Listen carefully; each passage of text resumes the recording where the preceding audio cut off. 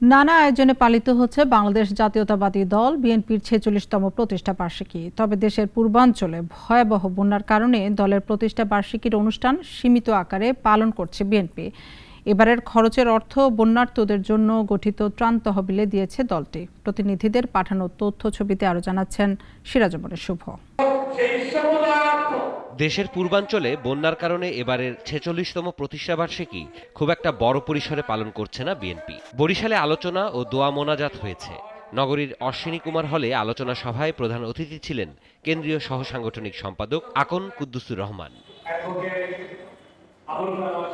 ময়মনসিংহে বিএনপির ৪৬তম প্রতিষ্ঠাবার্ষিকী উপলক্ষে আলোচনা ও দোয়ার আয়োজন করা হয়। নগরীর নতুন বাজার দলীয় কার্যালয়ে মহানগর বিএনপি আয়োজিত দোয়া মাহফিলে বক্তব্য রাখেন বিএনপির সহ সাংগঠনিক সম্পাদক আবু ওয়াহাব আকন্দ সহ অন্যান্য নেতারা।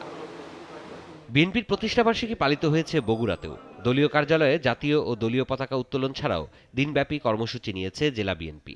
জয়পুরহাটেও নানা আয়োজনে বিএনপির ৪৬তম প্রতিষ্ঠাবার্ষিকী পালিত হয়েছে। বিএনপির কেন্দ্রীয় কমিটির নির্বাহী কমিটির সদস্য অ্যাডভোকেট রুহুল কুদ্দুস তালুকদার দুলুর নেতৃত্বে নাটোরে দোয়া মোনাজাত ছাড়াও ছিল নানা আয়োজন। প্রতিষ্ঠাবার্ষিকী উপলক্ষে আলোচনা ও দোয়া মাহফিল অনুষ্ঠিত হয়েছে ঝিনাইদহেও। কুড়িগ্রামে প্রতিষ্ঠাবার্ষিকী উপলক্ষে পৌর শহরের পুরাতন পোস্ট অফিস পাড়ার জেলা বিএনপির কার্যালয়ে দোয়া ও মোনাজাত হয়। মিলাদ ও দোয়া হয়েছে হবিগঞ্জেও।